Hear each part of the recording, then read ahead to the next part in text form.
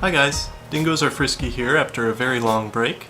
Today I've got a preview of bitComposer and Games Farm's new game, Shadows, Heretic Kingdoms.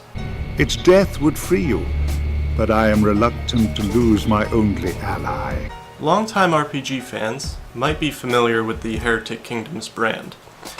Shadows is a sequel to Cult, that's Cult with a K, Heretic Kingdoms, or Heretic Kingdoms the Inquisition in North America. It was originally published in 2004, and most of the same team is back to work on Shadows. From what I've seen so far, this title is shaping up to be incredibly deep. For starters, let's look at gameplay. Shadows is billed as an isometric RPG, which might not mean what you think it does. When I think isometric RPG, I think of things like Final Fantasy Tactics or Tactics Ogre, but this game takes on more of a Diablo feel with real-time movement and actions. The combat in Shadows has its ups and downs. Fans of League of Legends will probably find this fast-paced system pretty easy to master, but I personally had a lot of trouble getting used to the quick, precise movements that this game requires. My struggle certainly wasn't alleviated by the fact that early on you face hordes of nimble death spiders capable of machine gunning you in the face for 40 damage per bullet. That said, once you start to get good, the game really opens up. There are lots of strategic choices for the player to make when leveling and purchasing equipment. I personally would have given the player more customization options early on, given that the tutorial level is a hellish arachnid-filled gauntlet of pain and tears, but you know, that made it all the more satisfying when I face-stomped their queen at the end. To add to this complexity, players also take control of the Devourer, a demon who controls corporeal puppets. The Devourer does combat in the Shadow Realm, and sometimes you'll encounter puzzles that require his use. In this case, when I say puzzle, I don't really mean puzzle. I mean, he has access to shortcuts because he, floats around like a demon should. You can also take on shadows with a gamepad, which I found much easier. Instead of clicking on your target, you just press the attack button at them. So auto-targeting for the win. I would have liked it if we had more control over which enemies we highlighted, beyond just turning and facing them. Maybe if it had sort of like a lock-on system like Dark Souls. In any case though, if you can manage to shoot at the right things, the gamepad controls are pretty slick. They make positioning and timing much easier to manage without taking away strategy, which I really appreciated. However, one thing that really bothered me is how incredibly difficult melee is. It could just be me, but I found ranged combat far more manageable. It's very easy just to outrange most enemies while taking no damage at all. So you pelt them with arrows and they run at you and you run away and you pelt them with arrows and rinse and repeat until they're dead. This is a little complex still because you have to manage hordes of enemies, but it's easier to see what you're supposed to do. Melee characters are forced into sort of a tank role because of the way attacking forces you to stop moving. The only perceivable strategy, in my opinion, is to use skills and run away like a sissy during the cooldown. Granted, that's sort of how the ranger character plays, but you feel like you're doing more to control the situation, and you have a higher rate of success that way. Let's move on to story.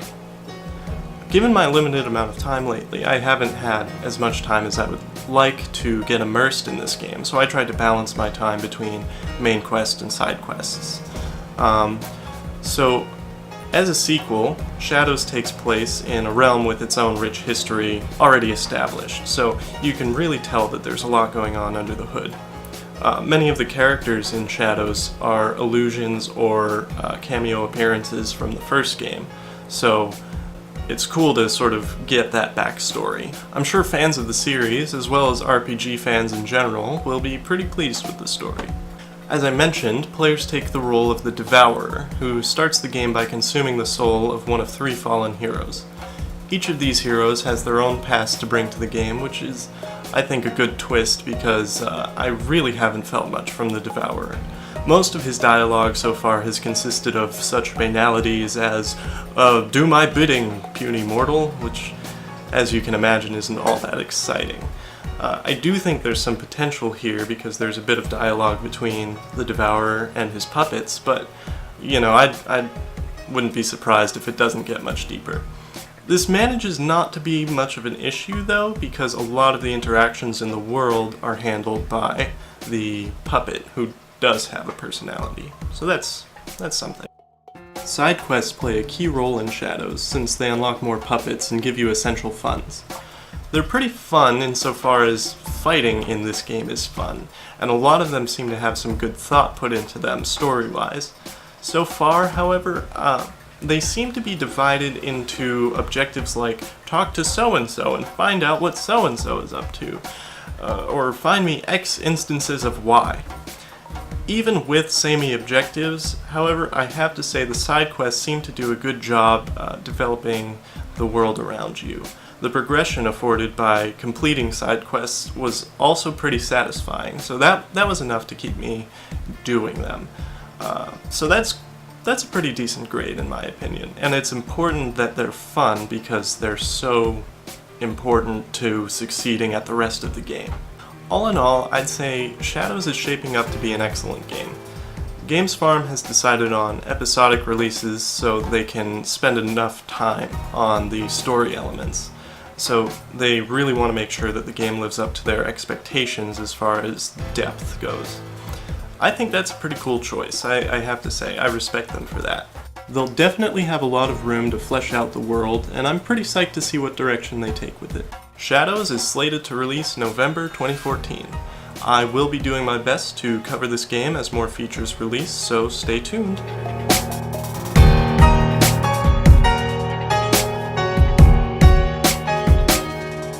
If you enjoyed my preview of Shadows Heretic Kingdoms, feel free to watch some of my other videos. If you really enjoyed it, leave a comment, or, argue about how my opinion is wrong. That's perfectly okay. Thanks for watching.